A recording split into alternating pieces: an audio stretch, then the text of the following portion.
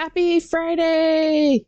And welcome to Let's Get Real, where we step back from the games and talk about life, games, and Backlog Bingo.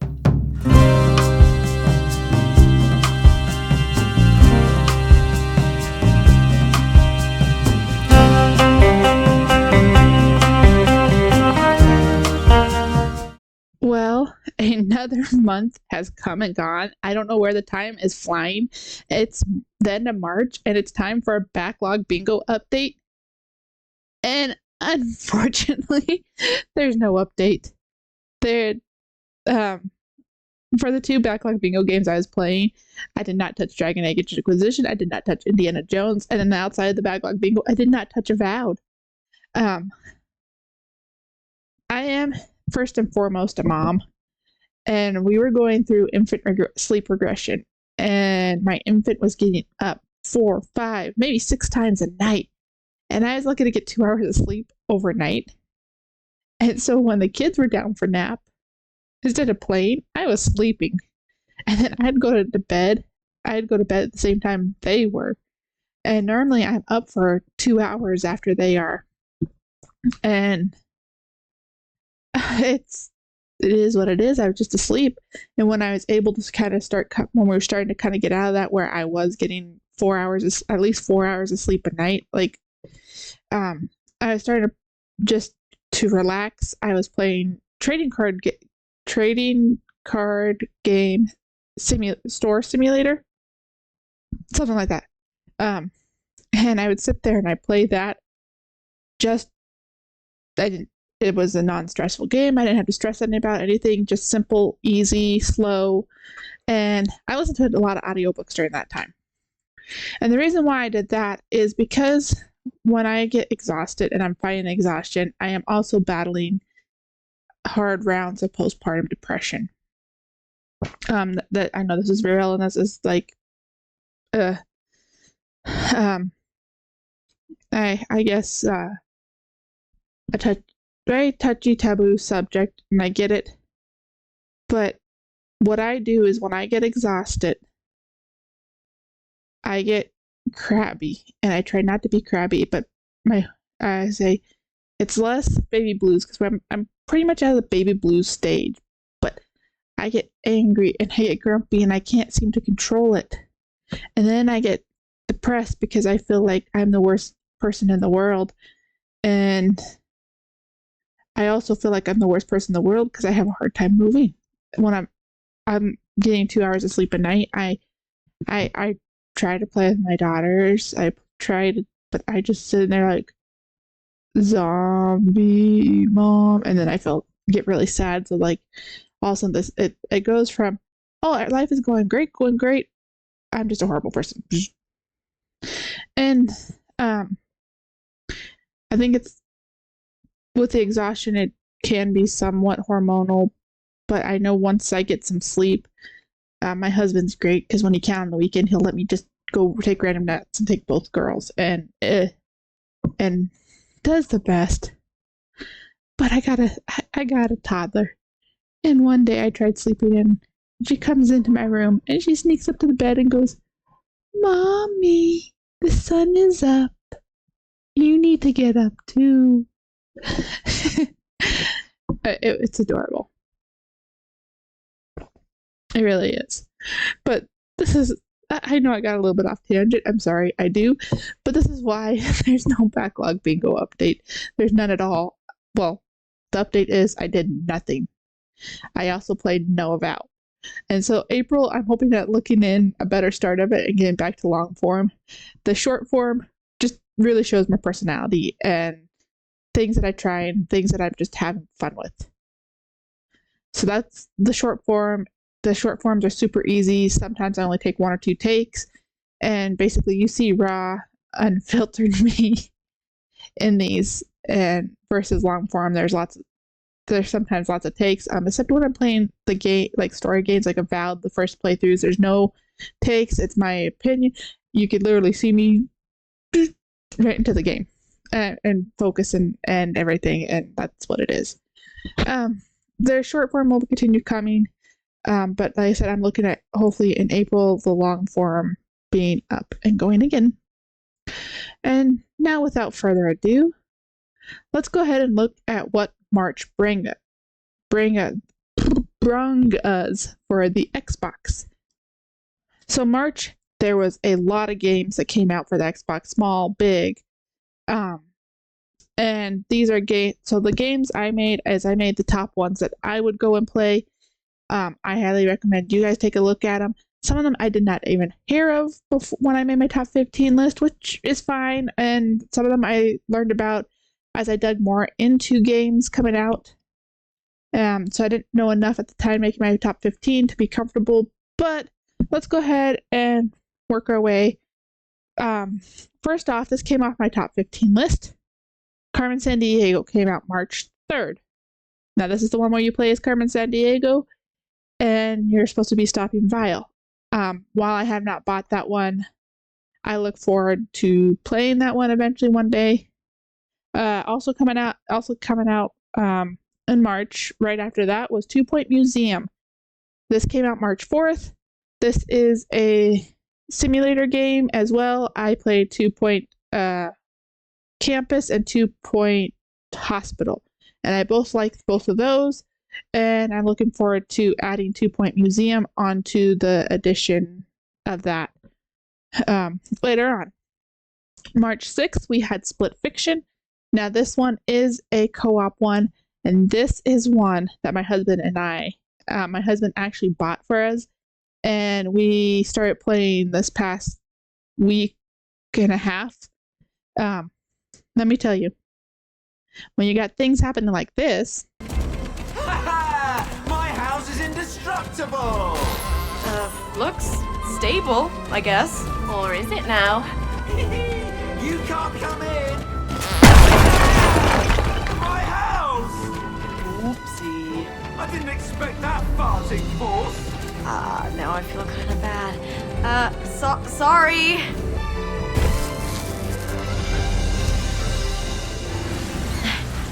I think I could get used to being a pig, actually. Enjoy it while it lasts. Yeah, go slide! Yep, here we go! Woo!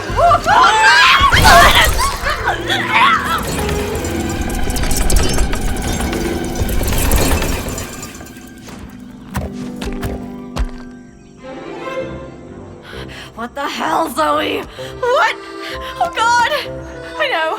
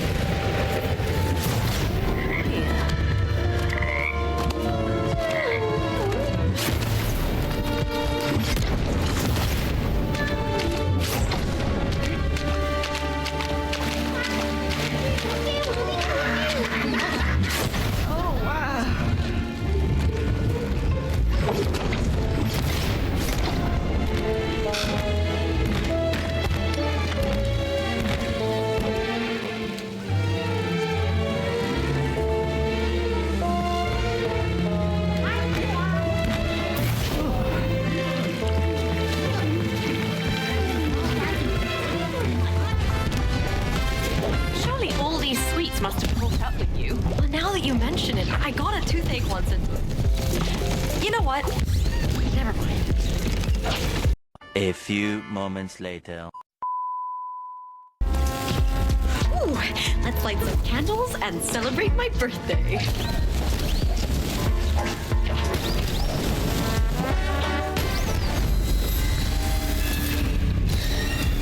Okay.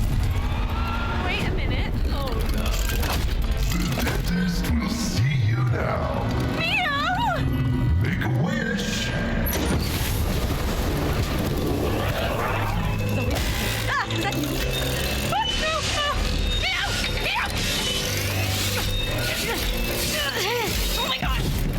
Now, which one of you needs to be yanked?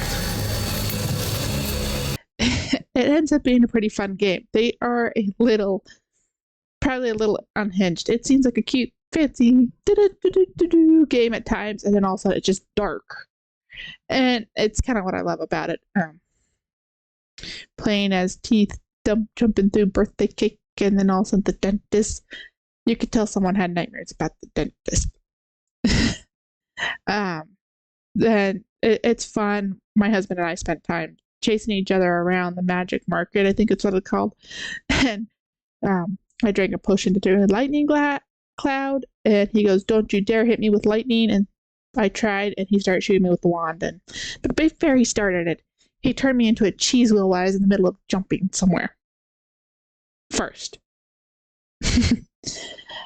Also coming out that came out on March 6th was One Lonely Outpost. Now, I don't have much details about this one from the video play I've seen. It looks like in the description, it looks like Stardew Valley on an alien planet. Very interesting. If you love Stardew Valley, I'd suggest go checking it out. It's one that I am looking forward to go. It's on Game Pass, so I will be checking that out. March 19th, we had Assassin's Creed Shadows. This is one to continue the Assassin's Creed. I've played all but maybe 2 Assassin's Creeds. Whether I finished them is a different story. No. Well, I didn't finish Mirage, and now Shadows is out. And then there was a couple in between. In between that I didn't play. But it's set in feudal Japan, and I'm not going to play this one or get this one until I finish Valhalla, then go to Mirage and finish Mirage, and then Assassin's Creed Shadows. Another game that came out on March 19th was Roller Coaster Tycoon 3 Complete Edition. Now, Roller Coaster Tycoon is an older game. It is one that I find lots of fun. I played on the PC, but I might check it out on the Xbox and see if the controls are worth it. 20th, we had, I'm going to butcher this, I know it, Altair, Yumiya, The Alchemist of Memories, and then Vision Land. This game's all about memories and how they nourish the future and help shape people. And you're playing as Yumiya to help find the truth hidden in this ruined continent. It looks fun. It's not a game I would normally go for, but it looks absolutely fun to play, and I might give it a try. Another game that was on my top 15 list, Atomfall, came out March 27th. This is a wasteland survival game. Well, not wasteland. I guess it's kind of wasteland. It's after a nuclear disaster. And also March 27th, we had Mars Survivor. To me, this struck me as a cute little game, looking kind of like Astroneer, just a lot more aggressive and a little, not quite Astroneer, but that's what it reminded me of when I saw the clips, and it's one that I'd like to try out. And that's for March Xbox games that I recommend maybe taking a look at. And with that, we have April. April is going to be a lot less games. So April does have a lot less Xbox games slated for them. I don't know if this is designed by these game developers or whatnot. Maybe as we're going into summer, things are going to slow down because it's out. People like going outdoors. I know not all gamers like going outdoors, but I am an outdoors person. I am also a gamer. I'm also a reader, a crocheter. Maybe I collect hobbies. Maybe that's what I do. But as the weather gets warmer, I will be spending less time on the Xbox. That's just all there is to it. And maybe that's why this is. I only have 3 games that I find worth looking into and trying in April. And there's only a handful of games coming out. So first one coming out April 8th is South of Midnight. This is from the creators of Contrast and We Happy Few. Both games I enjoyed. Now, I wasn't sure about the graphic style in this. The story sounds kind of interesting. It is coming to Game Pass. This is a game that I probably would pass up buying, but because it's coming to Game Pass, I am looking forward to trying it. But this is my personal opinion on that. It's just normally a game I wouldn't typically pick up and play based on the graphic style, but the story sounds so interesting. Sometimes the graphics do is a make and break for me, just so you know. But you play as Hazel, and you're exploring Southern folklore and mythos to basically save your mother and your hometown after a hurricane hits. And it's in a Southern Gothic world. And the thing I remember about the videos is you're riding a big old catfish. Like I said, this game looks interesting enough. I'm excited to pick up because it's on Game Pass. I will be playing it. April 23rd is, I keep wanting to say Amarazone, and I know it's not Amarazone because there's no I. It's Amerzone, so Armorzone more, Amarazone. So this is a remake of the original 1999 version, which is a really good game, from what I'm reading. Everybody, I don't know. I've never heard of this game before, to be honest. But let's say I wasn't very old in 1999.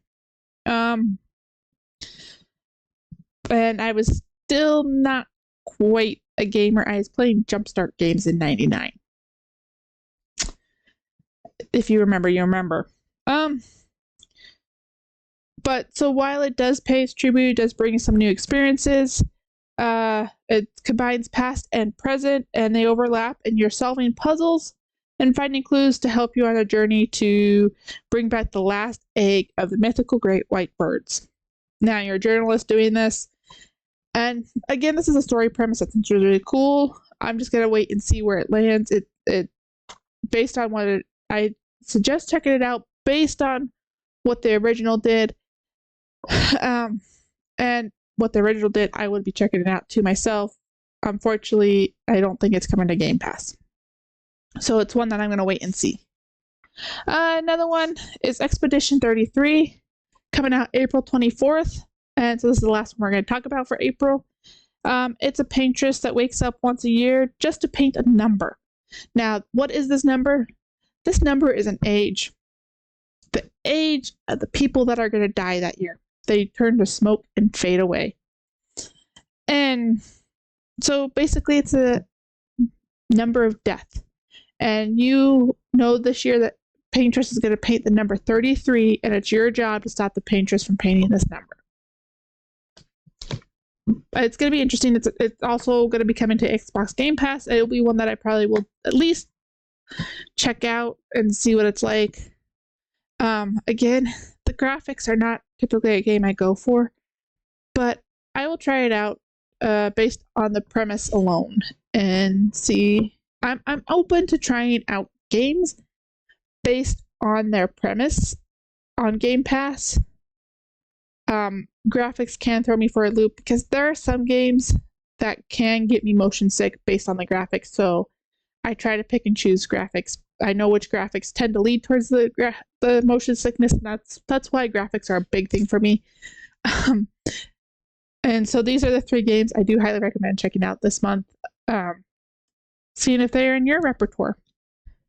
Now to move away from the gaming world and into a little bit about me. The first half of March has been nothing but off and on snow, cold, and warm. One day it'll be nice and warm, the next day it'll be snowing. It'll be cold for a week. But this last week has been relatively warm, and we've been spending a lot of time outside playing at my child's playground, going on walks, just enjoying the outdoors. Again, like I said, as a gamer, I do enjoy the outdoors. One activity I've been heavily missing is snowshoeing with my husband. It's just a little too cold to take the kids snowshoeing, and especially the infant. And the infant is one that I can't leave with anybody yet because she doesn't take a bottle to be fed. We'll just put it that way.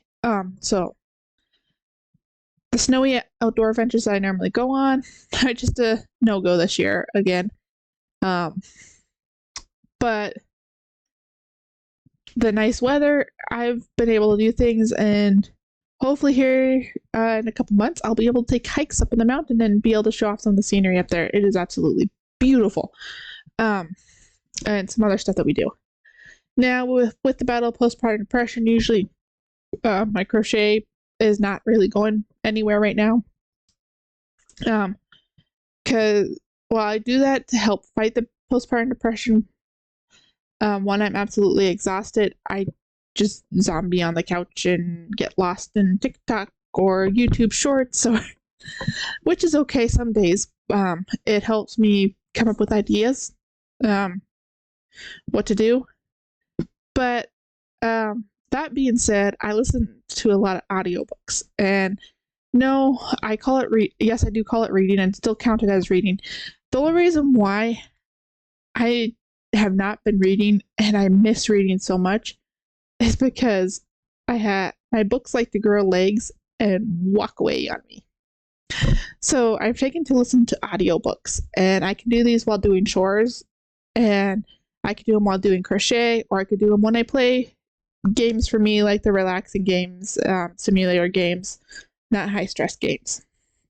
And so in March, I actually read quite a few books. I read Somewhere Beyond the Sea, which is a book about magical orphans and their time in the orphan house, and prejudice. It's all about prejudice, and back is the main key of this, and fighting prejudice.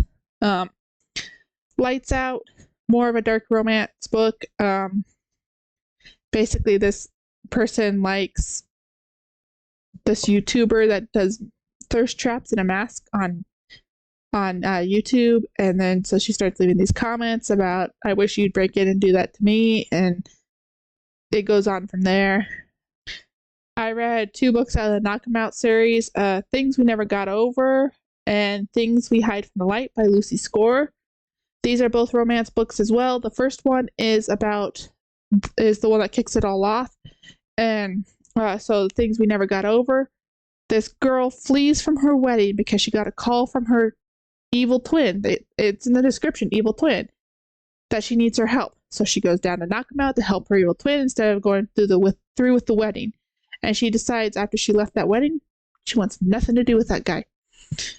But the evil twin steals all of her stuff. So now she's got to figure out how to start over and knock him out. And you got Tall, Dark, and Broody that's helping her and being nice to her, but he doesn't want anything to do with, no, he can't have relationships. But you could, if you've read enough romances, you might know where this goes. But also in this, the evil twin leaves 11-year-old girl that the twin had no idea that the girl that came down to knock him out to help had no idea existed. So she had no clue she was an aunt. Now she's left to be a mother. That is what it is, and really good story. Things We Hide from the Light is actually about Tall, Dark, and Broody's brother, the sheriff, and after he got shot, and this girl that is Tall, Dark, and Broody's friend, rolling into town, and she's a insurance person, and you'll find out what that means in the book. Then The Gods of the Woods by Liz Moore. This is an okay one. This is one that I don't have much memory of because it jumps around so much. So what I mean is, all of a sudden you'll be reading about the kids at the camp, and you'll be reading about them, and then all of a sudden you'll be transported back in time in a different character. Then all of a sudden you'll be transported, and then all of a sudden you'll be the end of camp instead of the beginning of camp, and then you'll be the beginning of camp again, and then you'll be back in time 10 years. And so you're like, while it weaves the tale nicely, I wish it would have started with the characters and got it in chronological order more. I don't mind the characters going back and forth, or going back and forth in time, but not a combination of both. So That's the only downside I had to that book. But it was a really interesting story. It's about this girl goes missing from the camp, and then 10 years I think it was 10 years prior or before that, her brother had gone missing from the camp. And so you're going back and forth talking about the tales of all this and what happened and figuring out how and what happened. The Teacher by Frida McFadden. I like Frida McFadden. She has some wicked twists in some of her books. I'm going to say read this one with caution because this one is about a 16-year-old girl, so a minor, who falls in love with her teacher. And it is a thriller, and like I said, I'd be careful with that one. Just because of the topic. James by Percival Everett. This one is about James the slave that goes on adventures with Huckleberry Finn.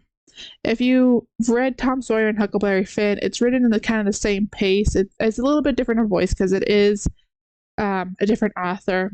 It's not Mark Twain. I found this book slower. It's not typically not what I'd read. It's slower. It talks about their adventures, and specifically the slave's adventure. And it's a good book overall, and it talks about kind of the issues in that time frame. But again, it is on the slower side, but not bad. I gave it like I think a 3 stars out of 5. So it's not one I'd go, yay, read this, or I like that.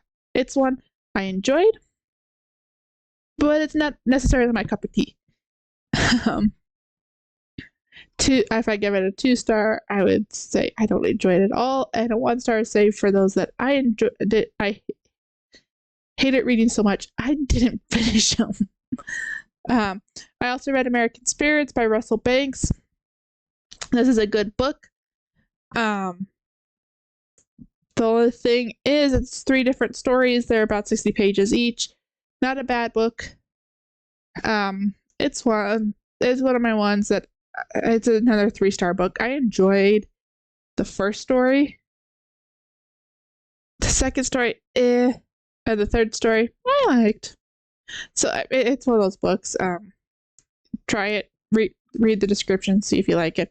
Last one that I've read for this month, because I'll probably have more after the making of this video, but this is where I'm going to leave it off, is Scythe and Sparrow by Bryn Reaver. This is the Ruinous Love trilogy. This is the last book that came out. It is my least favorite in the series, to be said. I absolutely love the first book. The second book I enjoyed, and this one I'm like, it's so slow. There's not as much action because at this point it's more the background that's happening in the background of the 2 stories that already happened. And you could kind of, based on how the author flowed, you could kind of guess what's happening. So it wasn't as good to me. And I love the first one, and I'll reread the first one even though I know what happens, but I'm not sure about the other 2 in the book, in the series. But that's what I've read. I'm currently reading The Familiar. It's okay. I'm not very far into it. It's this woman knows a little bit of magic, and she's being basically a circus sideshow for her. What are they? Sorry. She's a servant, and she's discovered that she could do a little bit of magic, so she's become a circus sideshow. That's where I'm at. That's where I'm at. There's not very far into it. I'm also reading Quicksilver, so sometimes I'm in the middle of 2 books because I use Libby to borrow books. So Libby, if it becomes available, and Audible I've already been listening to, I'll stop Audible's book to listen to the one because it's timed in Libby how long I can have it, and go back to Audible later. So I've got 2 on Audible I'm listening to. The Great Alone. This is by the same author that wrote The Woman, and it's about a family that moved up to Alaska. I call it my car safe book. So it's something I can listen to in the car with my toddler. And then I have Quicksilver, which is supposed to be a kind of more romance book in the end. But it's about a girl that it's been stealing from the queen, and they live in this plague district, and she got caught because she got too ambitious and stole the queen's men's armor. Yeah. We'll see how that one goes. I'm kind of iffy right now. If it doesn't pick up, I'll probably be one of those ones I did not finish, which is sad because it's one that I really, really, really, really wanted to read. But that is what it is. And that's what I've been up to in life and outside the gaming world. Crochet, I haven't done much. Still working on Baby Blanket, trying to do a couple more projects, but haven't really gotten anywhere with anything. Yeah. So thank you for joining me on this adventure. We hope to catch you in the next adventure, and with the path, adventure always awaits. Woohoo!